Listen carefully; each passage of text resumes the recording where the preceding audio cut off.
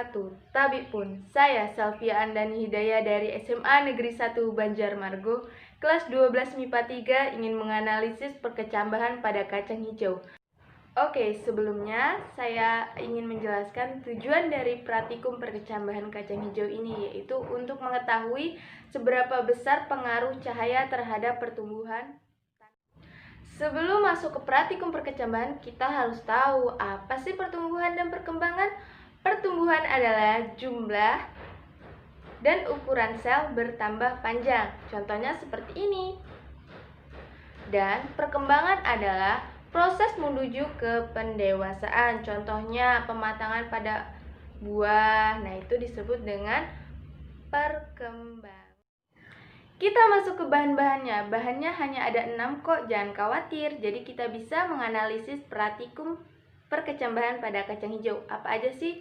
Ada kapas, penggaris, benang, toples, dan air, dan jangan lupa kacang hijau.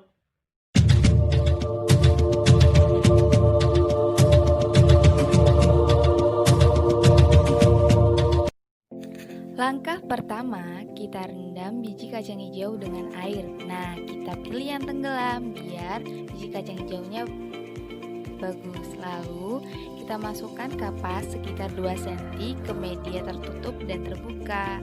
Beri air sampai tenggelam. Lalu, letakkan biji kacang hijau ke atas kapas, masing-masing 10 ya, di atas media terbuka dan media tertutup.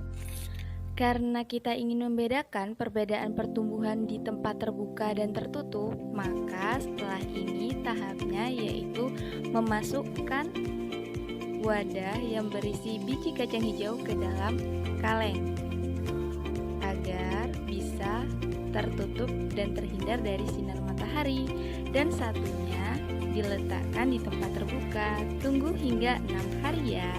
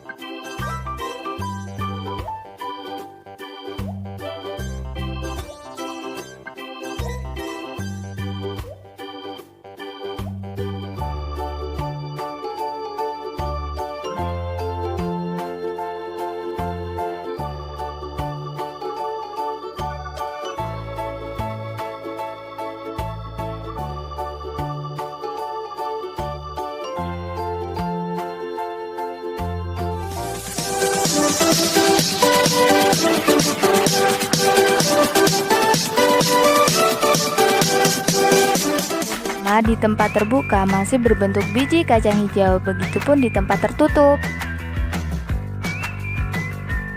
Hari kedua mulai tumbuh batang atau biasa disebut dengan kaulikula. Hari ketiga, kaulikula atau batang bertambah panjang. Hari keempat mulai tumbuh daun kecil atau biasa disebut dengan pulpula, baik di terbuka maupun di tertutup.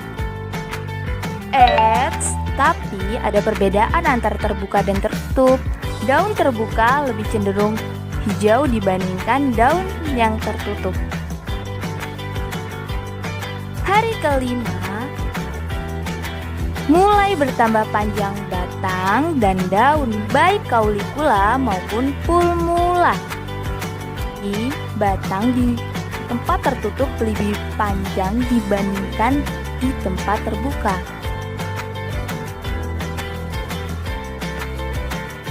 Hari ke-6, batang atau caulicula bertambah panjang sekali dan daun atau pulmula bertambah besar. Tapi panjang pada yang tertutup lebih panjang dibandingkan yang terbuka, dan daun pada yang terbuka lebih hijau dibandingkan dengan daun yang tertutup.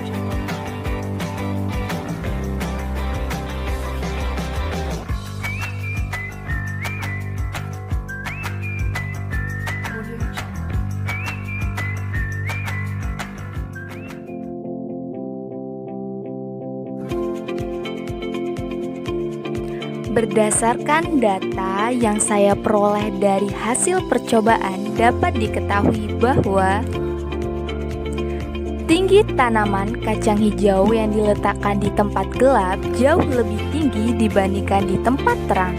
Hal ini disebabkan karena cahaya matahari yang mengenai tanaman kacang hijau menghambat kerja hormon auksin. Oleh karena itu, tanaman kacang hijau yang diletakkan di tempat terang pertumbuhannya tidak secepat tanaman kacang hijau yang diletakkan di tempat gelap. Namun, jika dilihat dari bentuknya, tanaman yang diletakkan di tempat terang daunnya lebih hijau dan lebar serta batangnya lebih kokoh.